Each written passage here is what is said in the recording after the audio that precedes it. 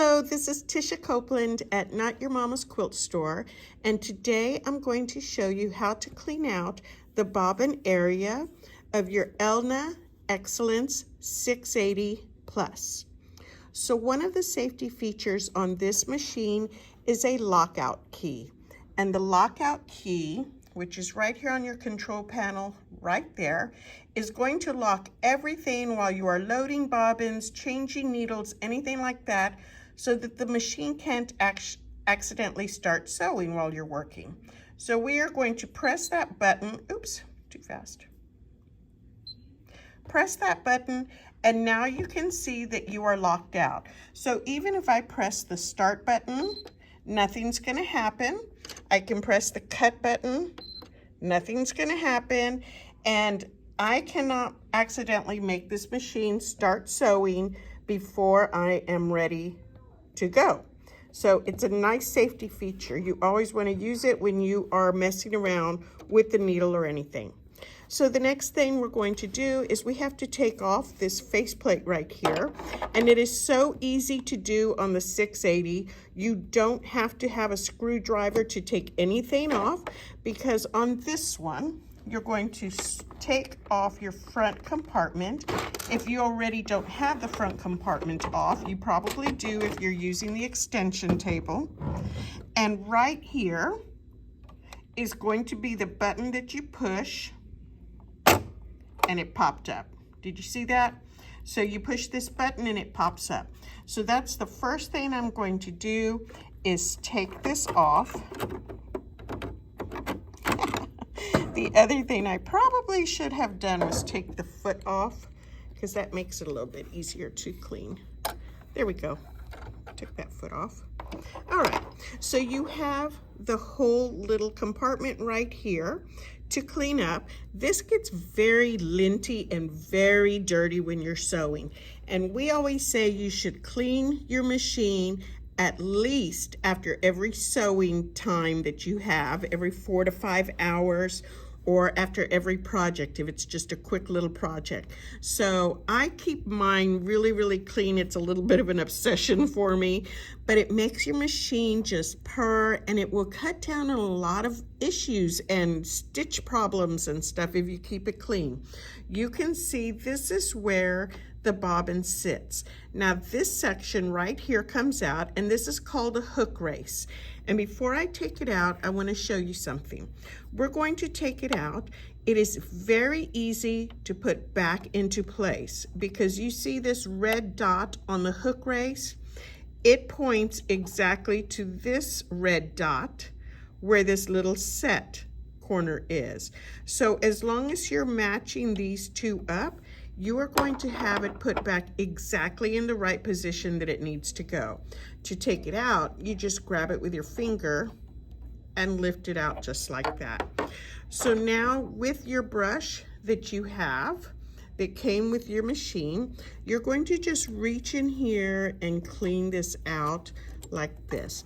What you don't want to do, and it's so tempting, is you don't want to blow into the motor or blow the dust out, because that blows all the dust and lint into the motor, which is so bad for it. So you don't also want to use, or you also don't want to use any kind of canned air.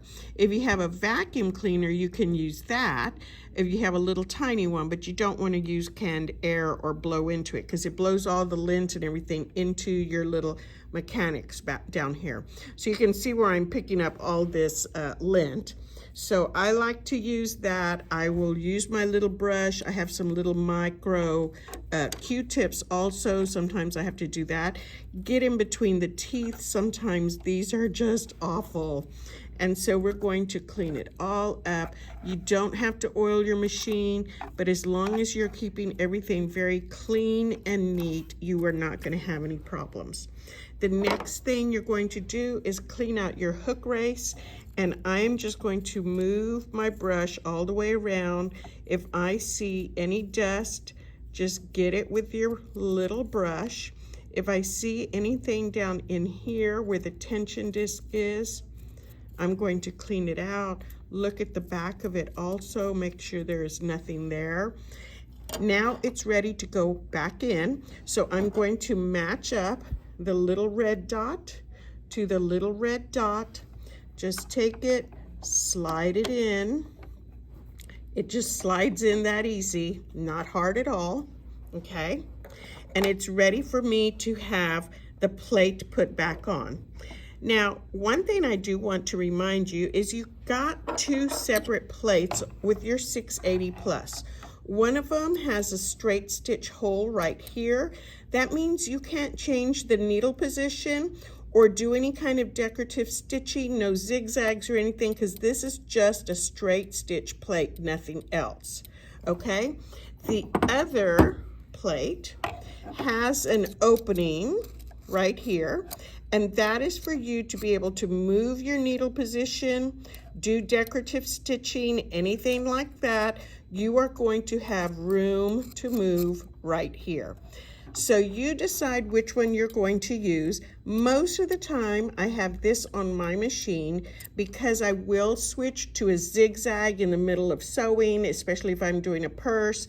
Maybe if I'm doing clothing, I'll switch to one of my knit stitches, anything like that. And I forget to take my plate off, and then I will end up breaking a needle, which is very dangerous for you too, because usually your face is up close.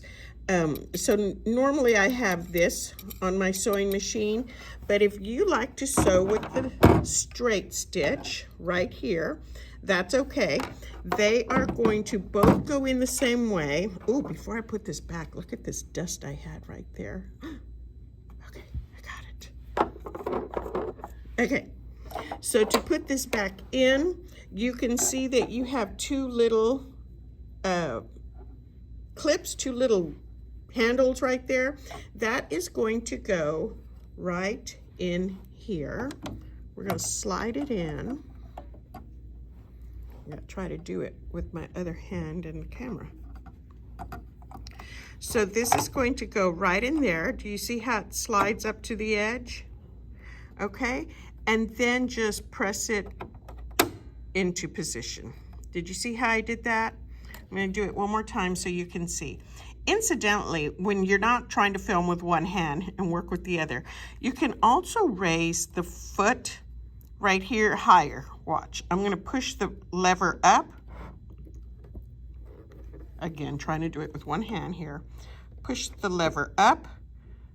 That's my up or down. See, that would be down, up, and I can raise it up higher when I need to. So again, I'm going to pop the plate out. I'm not a lefty. I gotta do it with my right hand. Pop the plate out. There you go. That comes out right there. And to put it back in, we're going to get those two little hooks on the left-hand side that's right there. Slide them right underneath the edge. Come over here, push this right into position. It's ready to sew. All I have to do is put my foot back on right there. And I can do that by gently lowering my, there we go. And it's ready to go.